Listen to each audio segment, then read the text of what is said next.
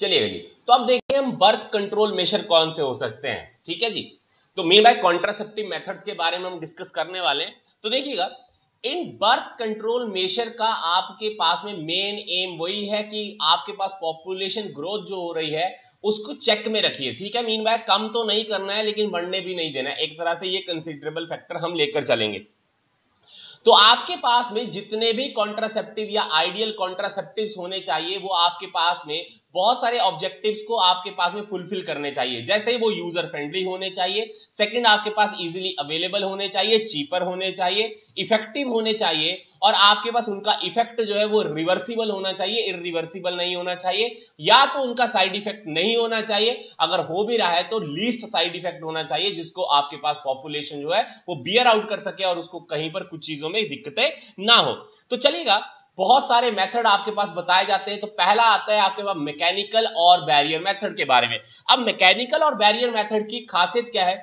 Mechanical barrier का मतलब होता है हिंड्रेंस प्रोड्यूस करना। तो मैकेनिकल और बैरियर मेथड क्या करता है, आपके पास कहीं ना कहीं स्पर्म को ओवम के कांटेक्ट में नहीं आने देता है, और अगर स्पर्म ओवम के कांटेक्ट में नहीं आएगा तो आपके पास फर्टिलाइजेशन की फंडामेंटल फॉलो नहीं होगी। तो ये आपके पास मैकेनिकल या बैरियर मेथड जो है बहुत कॉमनली करने की कोशिश करता है, जिसमें मैकेनिकल बैरियर में या आपके पास बैरियर मेथड में पहला मेथड आती है that is the use of the condoms.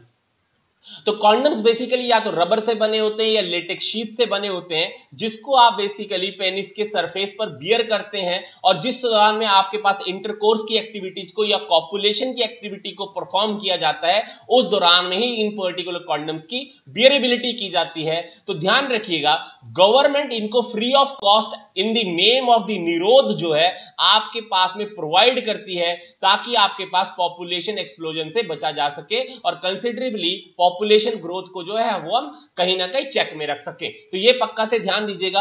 अब आपके पास ड्यूरिंग दी क्वाइटल एक्टिविटी या इंटरकोर्स या कॉपुलेशन के दौरान में आपके पास में अगर इन कॉन्डम्स को बियर कर लिया जाए तो आपके पास बहुत कॉमनली क्या चीज होगी, ये जो आप एक पर्टिकुलर कंसिडरेबली स्मॉलेस्ट पोर्शन देखेंगे आपके पास यहां पर एग्जैक्टली में जो आपका सीमेन है मेल का वो यहां पर डिपॉजिट होना शुरू हो जाएगा। इसका मतलब ये है कि आपके पास फीमेल जो रिप्रोडक्टिव ट्रैक्ट है उस पर्टिकुलर फीमेल रिप्रोडक्टिव ट्रैक्ट में एग्जैक्टली में सीमेन नहीं जाएगा, तो इंसेमिनेशन की जो प्रोसेस होगी वो पूरी तरह से हिंडर हो जाएगी, और कहीं ना कहीं अगर इंसेमिनेशन नहीं होगी तो आपके स्पर्म जो है वो बेसिकली कहीं ना कहीं ओवम के कांटेक्ट में नहीं आएंगे, और अगर ओवम के कांटेक्ट में नहीं आएंगे तो फर्टिलाइजेशन होगी ही नहीं, और फर्टिलाइजेशन नहीं होगी तो आपके पास कहीं ना कहीं रिप्रोडक्शन की जो आपके पास रेट है उसको हम कंट्रोल कर सकते हैं। ध्यान दीजिएगा गवर्नमेंट ने निरोध को बेसिकली जो है वो ट्रेंड में इसलिए लेकर आई थी क्योंकि आपके पास में सेक्सुअली ट्रांसमिटेड जो डिजीजेस होती हैं जैसे एड्स हो गई, सिफिलिस हो गई, गोनोरिया हो गई,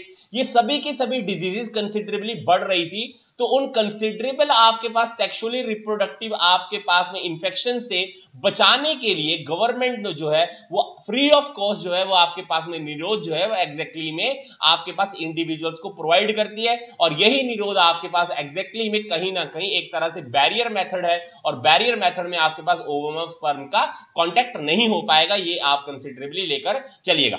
अब ध्यान दीजिएगा मोस्ट कॉमन जो contraceptive method all over the world use की जाती है वो आपके पास में कॉन्डम्स का यूज ही है, लेकिन ये पूरी तरह से इफेक्टिव नहीं है। हो सकता है कि कहीं ना कहीं इस मेथड से कहीं ना कहीं फेलियर हो जाए, हो सकता है कहीं ना कहीं कॉन्डम्स बर्स्ट आउट कर जाएं, लेकिन 99% ऑफ द टाइम आपके पास में जो मोस्ट कॉमन मेथड हम यूज करते हैं वो कॉन्डम्स ही हैं। ये दो तरह के हो सकते हैं, ये मेल कॉन्डम्स भी होते हैं, ये फीमेल कॉन्डम्स भी आते हैं, लेकिन कंसिडरेबली आज की डेट में जिसका सबसे कॉमन यूज है वो मेल कॉन्डम्स हैं, क्योंकि जो फीमेल कॉन्डम्स बनाने वाली कंपनीज है वो बहुत ही कम है और धीरे धीरे कर ये रिड्यूस ही होती जा रही हैं। मेल कॉन्डम्स बनाने वाली कंपनीज बहुत ज्यादा है, इवन ये चीपर होते हैं as comparison to female condoms, ये भी आपने पक्का से ध्यान देते हुए चलना है। तो ये सारी चीजें यहां से आपको पता होना चाहिए। जो पहला आपके पास बैरियर मेथड या मैकेनिकल बैरियर मेथड है। सेकंड आते हैं डायाफ्राम या सर्वाइकल कैप, तो ये भी आपके पास रबर के बने होते हैं, तो ये डायरेक्टली फिट किए जाते हैं इनटू द वेजाइना और द सर्विक्स।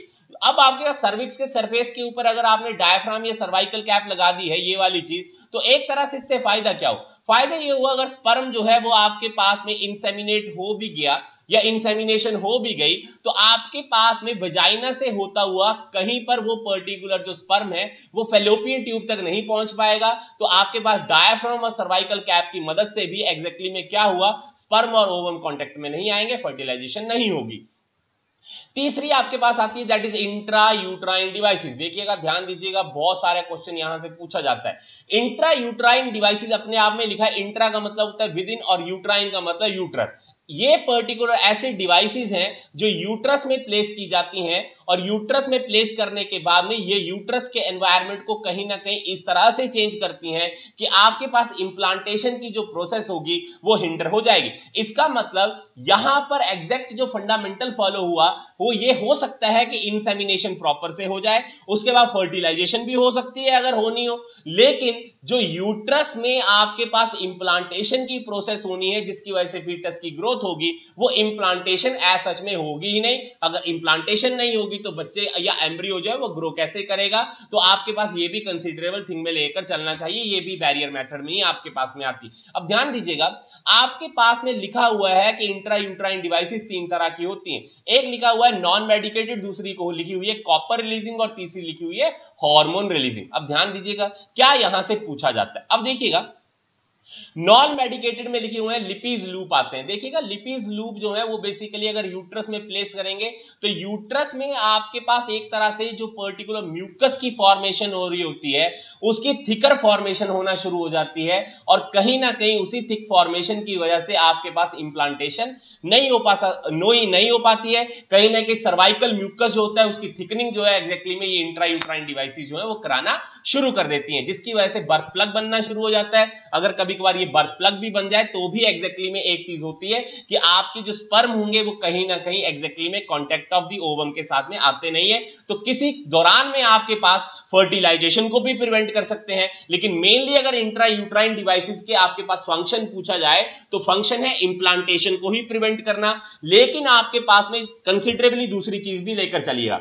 आपके पास ये copper releasing intra uterine devices आते हैं जिसमें कॉपर टी आती है, कॉपर 7 आती है, या मल्टी लोड 375 आती है। इसकी एक खासियत क्या है, ये इंट्रा यूट्राइन डिवाइसेस जो कॉपर रिलीजिंग वाली हैं ये आपके पास कॉपर आयन को लगातार रिलीज करती रहती हैं जो आपके पास स्पर्म की मोटिलिटी को डिक्रीज करेगा। अब अगर सुनिए स्पर्म की मोटिलिटी डिक्रीज हो गई तो क्या स्पर्म आपके पास ओवम के कांटेक्ट में पहुंच पाएगा? नहीं पहुंच पाएगा। इसका मतलब copper releasing intra uterine devices अगर आपने यूट्रस में प्लेस की हैं तो भी आपके पास एग्जैक्टली में इंप्लांटेशन तो वो होने नहीं देंगी, लेकिन कहीं ना कहीं जब लगातार आपके पास कॉपर आयन रिलीज होता रहेगा तो आपके वो कॉपर आयन स्पर्म की मोटिलिटी को डिक्रीज कर देंगे और फर्टिलाइजेशन नहीं हो पाएगी, स्पर्म ओवम को फर्टिलाइज नहीं कर पाएगा।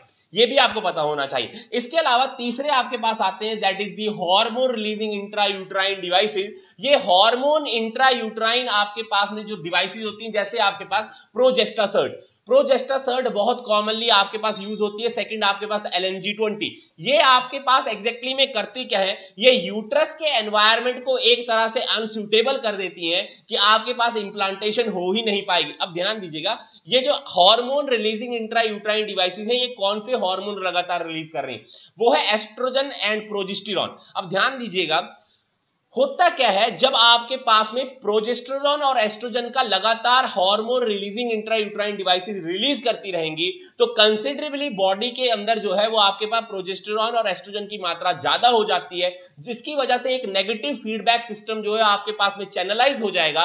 हाइपोथैलेमस को इंस्ट्रक्ट किया जाएगा कि कहीं ना कहीं प्रोजेस्टेरॉन और एस्ट्रोजन की मात्रा ज्यादा हो गई है, तो उसकी वजह से जो गोनाडोट्रोफिन रिलीजिंग हार्मोन होंगे हाइपोथैलेमस से वो डिक्रीज लेवल उनका आपके पास एक तरह से उनका एक्शन स्विच ऑफ हो जाएगा और उसी वजह से जो आपके पास एंटीरियर पिट्यूटरी से फॉलिकल स्टिमुलेटिंग हार्मोन और ल्यूटिनाइजिंग हार्मोन जो एस्ट्रोजन और प्रोजेस्टेरॉन के ऊपर एक्ट करते हैं वो अपना एक्शन करना बंद कर देंगे, जिसकी वजह से एकदम से आपके पास एस्ट्रोजन और प्रोजेस्टेरॉन का लेवल फॉल कर जाएगी, जिसकी वजह से इंप्लांटेशन नहीं हो पाएगी। ये भी आपने पक्का से ध्यान देते हुए चले।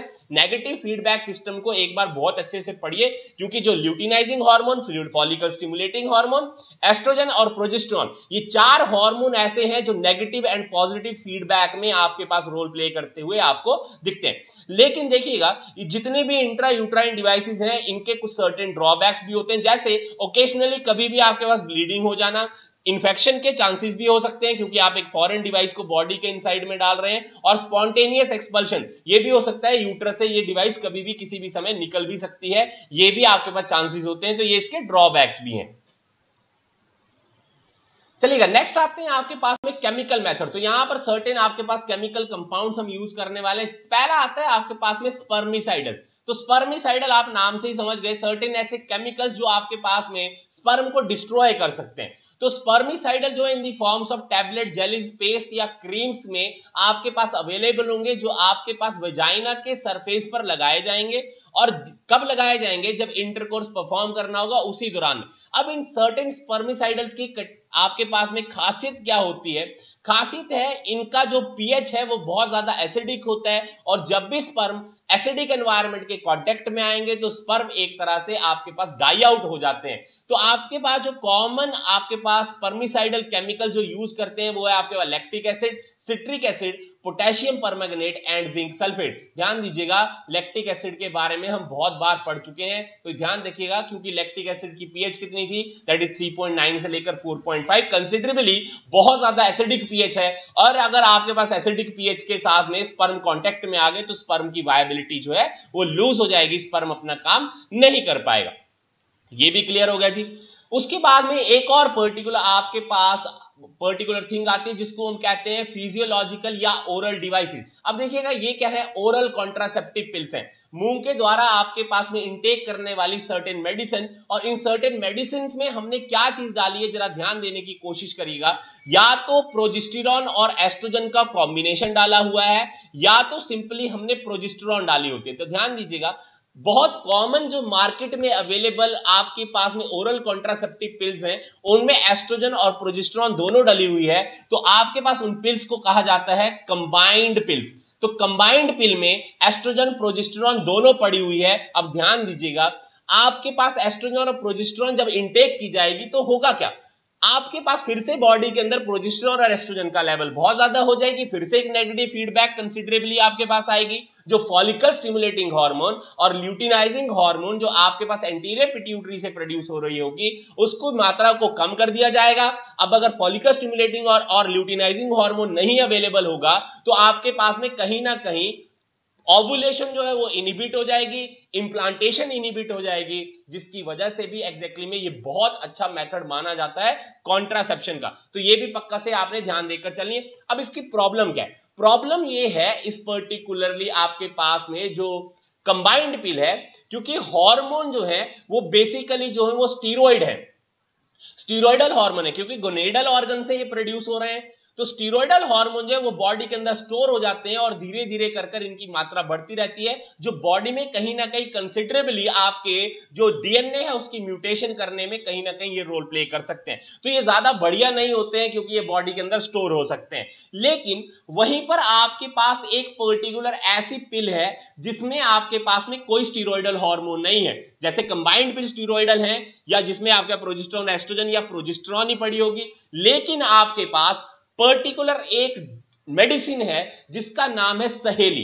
तो सहेली जो है वो नॉन स्टीरॉइडल प्रिपरेशन है, जिसके अंदर एक प्रिपरेशन डाली हुई है जिसका नाम है सेंटक्रोमन। ये सेंटक्रोमन क्या करती है? जो आपके पास एस्ट्रोजन के रिसेप्टर होते हैं यूट्रस में, उन एस्ट्रोजन के रिसेप्टर्स को कहीं ना कहीं ब्लॉक कर देती है। और जब एस्ट्रोजन के रिसेप्टर ब्लॉक हो जाएंगे तो समझिए कि एस्ट्रोजन का बेसिक रोल होता है यूट्रस की लाइनिंग को थिकर बनाना। तो यूट्रस की लाइनिंग जो वो थिकर नहीं हो पाएगी, और अगर यूट्रस की लाइनिंग थिकर नहीं होगी तो आपके पास इंप्लांटेशन का फंडामेंटल फॉलो नहीं हो पाएगा। अब कई बार क्वेश्चन ये भी पूछा जाता है कि एस्ट्रोजन की लाइनिंग जो है वो आपके पास में अगर एस्ट्रोजन बनाती है, एंडोमेट्रियम को आपके पास एग्जैक्टली में अगर एस्ट्रोजन बनाती है तो उसको मेंटेन कौन करता है? तो मेंटेन करने का काम एग्जैक्टली में प्रोजेस्टेरॉन करती है।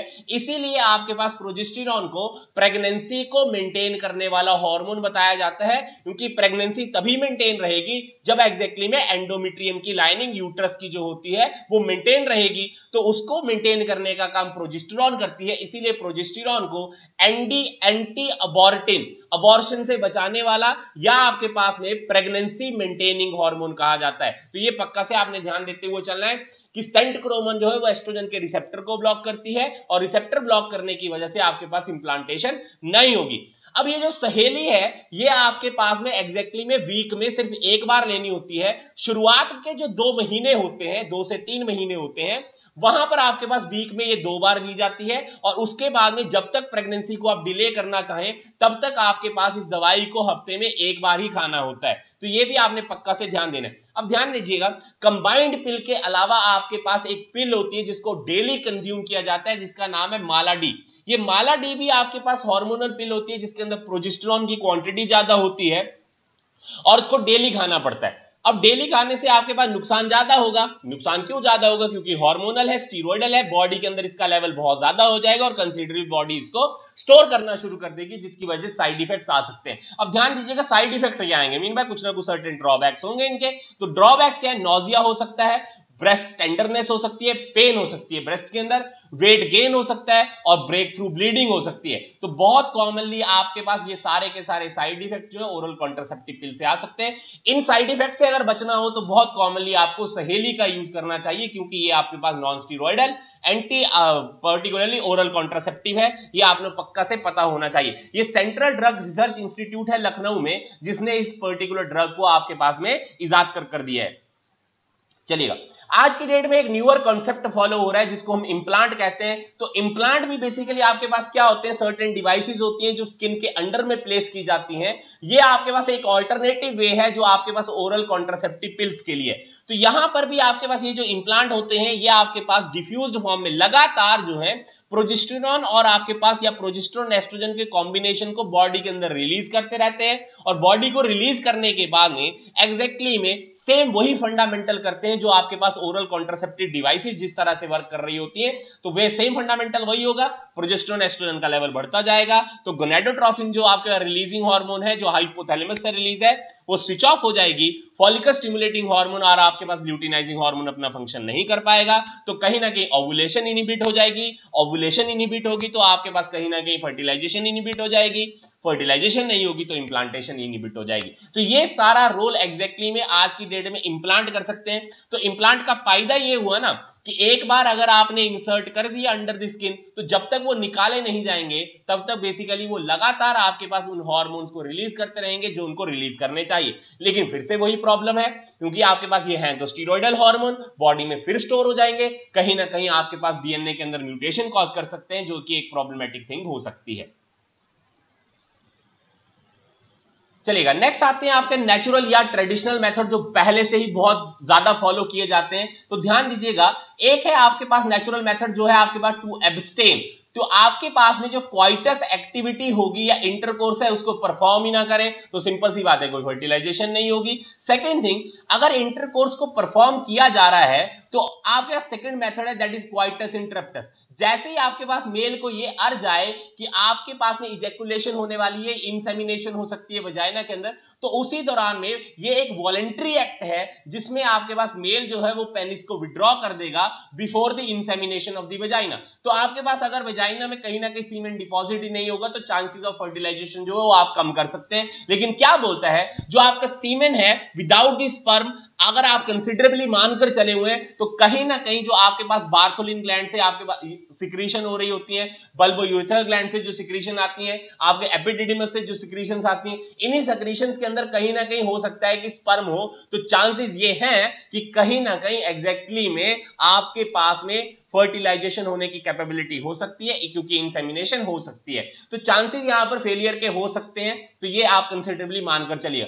इसके अलावा आपके पास में जब सेक्सुअल इंटरकोर्स का क्लाइमैक्स आना होता है दैट इज इजैकुलेशन होने वाली होती है और सडनली अगर उसी दौरान में आपके पास एग्जैक्टली विड्रॉ कर लिया जाए तो साइकोलॉजिकल एंड फिजियोलॉजिकल डैमेज जो है आपके पास में दोनों पार्टनर्स को हो सकता है। तो ये भी माना जाता है, तो कहीं ना कहीं ये भी एक अच्छा मेथड नहीं है। तीसरा मेथड जो कंसिडरेबली आती है वो है रिदम मेथड, जिसको बहुत कॉमनली बहुत पहले से प्रैक्टिस किया जा रहा है। अब देखिएगा क्या होता है, हमें ये मालूम है कि अगर कंसिडरेबली हम मेंस्ट्रुअल साइकिल को मानकर चलें तो हमें पता है कि 28 डेज की होती है और जो ओवुलेशनरी आपके पास डे होता है वो 14th डे होता है। Mean bye 50% of the menstrual cycle पर आपके पास एग्जैक्टली में ओवुलेशन होती है और उसी डे के ऊपर मैक्सिमम चांसेस होते हैं कि फर्टिलाइजेशन हो सकती है। अब मान लीजिए अगर हम ये कंसिडरेबली एक रेंज बता दें कि इस रेंज के बीच में कभी भी सेक्सुअल इंटरकोर्स परफॉर्म नहीं करना चाहिए, क्योंकि उस दौरान में ये हो सकता है कि ओव्यूलेशन हो रही हो। तो किसी भी फीमेल की एग्जैक्टली में एवरेज जो आपके पास मेंस्ट्रुअल साइकिल है वो 28 डेज है, लेकिन इट कैन वेरी। तो इसीलिए हमने ये कहा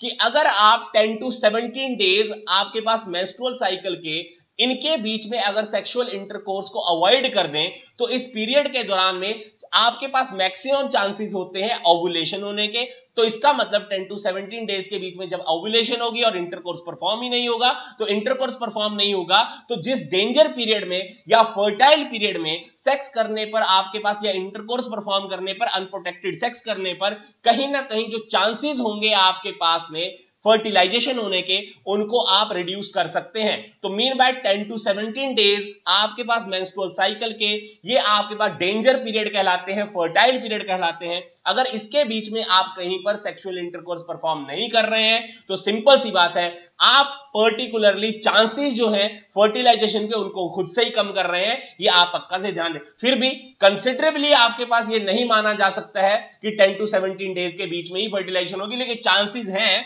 कि 10 to 17 डेज के बीच में ही मैक्सिमम फर्टिलाइजेशन जो है आपके पास में देखी जाती है। लेकिन अगर भैया मेंस्ट्रुअल साइकिल वेरी कर रही है तो सब कुछ वेरी कर सकता है, लेकिन हमने एक पर्टिकुलर कंसिडरेबल टाइम फ्रेम बता दिया कि इसके बीच में परफॉर्म नहीं करिएगा तो फायदा होगा। क्लियर हो गया जी? अब ध्यान दीजिएगा, एक पर्टिकुलर वर्ड लिखा हुआ है, effectiveness of rhythm period can be increased by basal body temperature या बेसल बॉडी टेक्नोलॉजी। अब ध्यान दीजिएगा, हम अगर 10 to 17 डेज के बीच के पीरियड को अगर हम मानकर चल रहे हैं कि ये एक डेंजर पीरियड होता है, तो हम ये नहीं बोल सकते कि सबके लिए वो डेंजर पीरियड है। हमें बेसल बॉडी टेम्परेचर, जो सरफेस ऑफ द बॉडी का टेम्परेचर है फीमेल की बॉडी का, अगर उसको कंसिडरेबली हम नोट कर चलें तो बोलता है ये ज्यादा बेटर आपके पास में कंसिडरेबल थिंग है जिस पीरियड के दौरान में आपको कहीं ना कहीं सेक्सुअल इंटरकोर्स को परफॉर्म नहीं करना चाहिए, क्योंकि एस्ट्रोजन की क्वांटिटी लगातार बढ़ रही होती है, प्रोजेस्टेरॉन की क्वांटिटी लगातार बढ़ रही होती है, और ये हार्मोन कहीं ना कहीं बॉडी के टेम्परेचर को बढ़ा रहे होते हैं। तो इसका मतलब जब बॉडी का टेम्परेचर लगातार बढ़ रहा हो फीमेल की का, उस दौरान में सेक्सुअल इंटरकोर्स को परफॉर्म नहीं करना चाहिए, क्योंकि उसी दौरान में मैक्सिमम चांसेस हैं कि ओव्यूलेशन जो है वो होगी। इसके अलावा एक और कंसिडरेबल थिंग लेकर चलिएगा, दैट इज लैक्टेशनल एमेनोरिया। नाम क्या लिखा हुआ? लैक्टेशनल। जिस दौरान में आपके पास में मिल्क की प्रोफ्यूज सिक्रीशन जो है थ्रू दी मेमरी ग्लैंड हो रही होगी, तो ये कंसिडरेबल पीरियड माना जाता है after the parturition, that is 6 month. 6 महीने आफ्टर दी पार्चुरेशन, बच्चे को जन्म देने के 6 महीने के बाद तक आपके पास में मैक्सिमली प्रोलैक्टिन की सिक्रीशन लगातार हो रही होती है, और वो मिल्क की सिक्रीशन करवाने में हेल्पफुल होता है। और मिल्क की सिक्रीशन के आपके पास हेल्पफुल होने के साथ में उस मेमरी ग्लैंड से आपके पास वही पर्टिकुलर मिल्क जो है वो बाहर आता है। ऑक्सीटोसिन के आपके पास लेवल जब बढ़ते हैं तो ऑक्सीटोसिन जो मिल्क इजेक्टिंग हार्मोन होती है, और आपके प्रोलैक्टिन जो मिल्क सिक्रीटिंग हार्मोन होती है, तो दोनों का लेवल आपके पास आफ्टर दी पार्चुरेशन बढ़ जाती है, जिसकी वजह से मेमरी ग्लैंड से मिल्क जो सिक्रीट होना शुरू होता है। जब प्रोफ्यूज आपके पास मिल्क की सिक्रीशन होती है तो उस दौरान में आपके पास में मेंस्ट्रुअल साइकिल जो है वो स्टॉप हो जाती है, और अगर मेंस्ट्रुअल साइकिल ही नहीं होगी तो ओव्यूलेशन नहीं होगी, ओव्यूलेशन नहीं होगी तो कहीं ना कहीं आपके पास में फर्टिलाइजेशन का फंडामेंटल हो ही नहीं सकता है। तो लैक्टेशनल एमेनोरिया, एमेनोरिया का मतलब हुआ एब्सेंस ऑफ मेंस्ट्रुअल साइकिल। तो during lactation up till 6 month after the parturition जो है वो आपके पास में कोई भी मेंस्ट्रुएशन जब नहीं आएगी तो ओव्यूलेशन नहीं होगी, ओव्यूलेशन नहीं होगी तो कोई भी फर्टिलाइजेशन के चांसेस नहीं होंगे। ये आपने पक्का से ध्यान देते हुए चलना है, ये क्लियर होना चाहिए। इसके अलावा आते हैं आपके पास सर्जिकल मेथड, जिसको हम परमानेंट मेथड कहते हैं। तो परमानेंट मेथड में होगा क्या, देखिएगा, this method block the gamete transport and so prevent the conception. देखिएगा, पहला आता है मेल स्टरलाइजेशन, जिसको कास्ट्रेशन भी कहा जाता है। तो देखिएगा यहां पर क्या है, वॉस डिफरेंस को अगर कट कर दिया जाए तो वॉस डिफरेंस को कट करने के लिए हम एक प्रोसीजर का फॉलो करते हैं जिसको हम कहते हैं वसेक्टमी। तो वॉस डिफरेंस को कट करने पर आपके पास स्पर्म जो है वो आपके पास बाहर नहीं आएंगे, तो फर्टिलाइजेशन नहीं हो सकती है। दूसरा आपके पास फीमेल स्टरलाइजेशन है। तो फीमेल स्टरलाइजेशन में क्या करना है, फेलोपियन ट्यूब को काट दीजिए और सूचर कर दीजिए। फेलोपियन ट्यूब को काट देंगे तो एग्जैक्टली में जो स्पर्म है वो मूव करते हुए कैसे जाएगा एम्पुला स्टिमुलस जंक्शन पर, तो फर्टिलाइजेशन कैसे होगी। तो ये भी परमानेंट मेथड है। 99.9% ऑफ द टाइम जो है ये आपके पास इरिवर्सिबल मेथड है। मीन बाय एक बार अगर male and female sterilisation perform कर दी गई तो कभी भी आपके पास में उसको पर्टिकुलर से रिवर्स नहीं किया जा सकता है। अब उसके बाद में और भी मेथड आते हैं जैसे ओवरेक्टमी।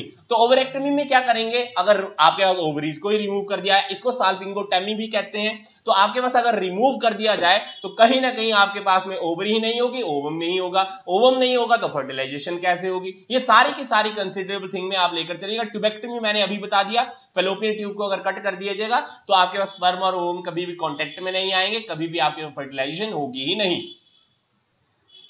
चलिएगा, नेक्स्ट है आपके साइड इफेक्ट जो आते हैं कॉन्ट्रासेप्टिव मेथड के। तो देखिएगा कॉन्ट्रासेप्टिव मेथड के साइड इफेक्ट जो हमने पीछे पढ़े, नोजिया हो सकता है, एब्डोमिनल पेन हो सकती है, breakthrough bleeding, irregular menstrual bleeding और इवन दी ब्रेस्ट कैंसर तक हो सकता है। अब नेक्स्ट पार्ट आती है आपके पास, that is medical termination of pregnancy, जिसको आपके पास में पर्टिकुलर इंड्यूस्ड अबॉर्शन के नाम से हम जानते हैं। अब देखिएगा एमटीपी को लीगलाइज किया गवर्नमेंट ऑफ इंडिया ने 1971 में, और आपके पास में वहां पर रिस्ट्रिक्ट किया इस particular medical termination of pregnancy के यूज को, जहां पर आपके पास में पहले फीमेल फीटिसाइड बहुत ज्यादा हुआ करते थे। बच्चे की चाहत ये हुआ करती थी कि बॉय होना चाहिए, तो फीमेल जब जन्म लिया करती थी तो उसको मार दिया जाता था। तो एमटीपी में एक लीगलाइजेशन की गई कि आपके पास फीमेल फीटिसाइड जो है परफॉर्म नहीं होंगे। कहीं ना कहीं अल्ट्रासोनोग्राफी में आपके पास सेक्स को डिटरमिन करने का जो फंडामेंटल था वो फॉलो नहीं होगा। तो एमटीपी को रिस्ट्रिक्ट किया गया कि कब कब परफॉर्म कर सकते हैं। तो देखिएगा एमटीपी एक बहुत अच्छा मेथड है जहां पर अनवांटेड प्रेगनेंसीज है या अनप्रोटेक्टेड सेक्सुअल इंटरकोर्स हो जाती है, और अगर फीमेल ये चाहती हो कि अभी मुझे बच्चा नहीं चाहिए तो वो उस पर्टिकुलरली बच्चे को अबॉर्ट करने की उसको इजाजत होती है। जहां पर आपके पास रेप्स हो जाते हैं तो उस दौरान में भी अगर फीमेल ये चाहती है कि मुझे अभी बच्चा नहीं चाहिए तो उस दौरान में भी ये एमटीपीज को परफॉर्म किया जा सकता है। लेकिन एमटीपीज को परफॉर्म करने का एक सेफेस्ट पीरियड बताया जाता है, दैट इज फर्स्ट ट्राइमेस्टर, जिसमें आपके पास एक ट्राइमेस्टर में हम 12 वीक कंसीडर करते हैं। तो 12 वीक आपके पास में जब प्रेगनेंसी के हो जाते हैं आफ्टर दी पर्टिकुलरली आपके पास इंप्लांटेशन के बाद में, तो इंप्लांटेशन के बाद में जो 12 वीक तक है, उन 12 वीक के बीच में अगर आपके पास में अबॉर्शन को अगर परफॉर्म किया जाए तो ये सबसे सेफेस्ट मानी जाती है। सेकंड और थर्ड ट्राइमेस्टर में आपके पास में ये धीरे धीरे कर रिस्कियर होते जाते हैं। लेकिन अगर वह पूछा जाए कि एमटीपी कब तक परफॉर्म की जा सकती है, तो 28 weeks of the gestation period तक आपके पास में इस पर्टिकुलर इंड्यूस्ड अबॉर्शन को आप परफॉर्म कर सकते हैं, अगर हमें पर्टिकुलरली मेडिकल एडवाइस के ऊपर यह लगता है कि ये परफॉर्म कर देना चाहिए। तो उसमें बहुत सारी चीजों को देखना जरूरी होता है। आज की डेट में एमटीपी जो परफॉर्म की जाती है, पहले क्या होता था, एक पर्टिकुलर मेडिकल ऑफिसर जिसमें गायनेकोलॉजिस्ट की आपके पास में कंसल्टेशन ली जाती थी, और अगर एक गायनेकोलॉजिस्ट ये कह देता था कि बच्चे को अबॉर्ट कर देना चाहिए क्योंकि इससे हो सकता है बच्चे को हार्म हो सकता है मदर को हार्म हो, या आपके पास में एक तरह से जो फीमेल है वो कॉन्शियसली वॉलंटरी ये चाहती है कि बच्चे को अबॉर्ट कर देना है, तब भी आपके पास में आज की डेट में 2 मेडिकल ऑफिसर्स की आपके पास में सेम ओपिनियन होनी चाहिए, तभी आपके पास एग्जैक्टली में आज की डेट में मेडिकल टर्मिनेशन ऑफ प्रेगनेंसी जो आप गवर्नमेंट ऑफ इंडिया ने 1971 में लीगलाइज की थी, आज की डेट में वो अमेंड कर दी गई है, और ये कहा गया कि 2 पर्टिकुलर मेडिकल ऑफिसर्स की सेम एडवाइस होनी चाहिए, तभी जाकर आपके पास में ये अबॉर्शन जो है इसको परफॉर्म किया जाएगा, अदरवाइज नहीं किया जाएगा।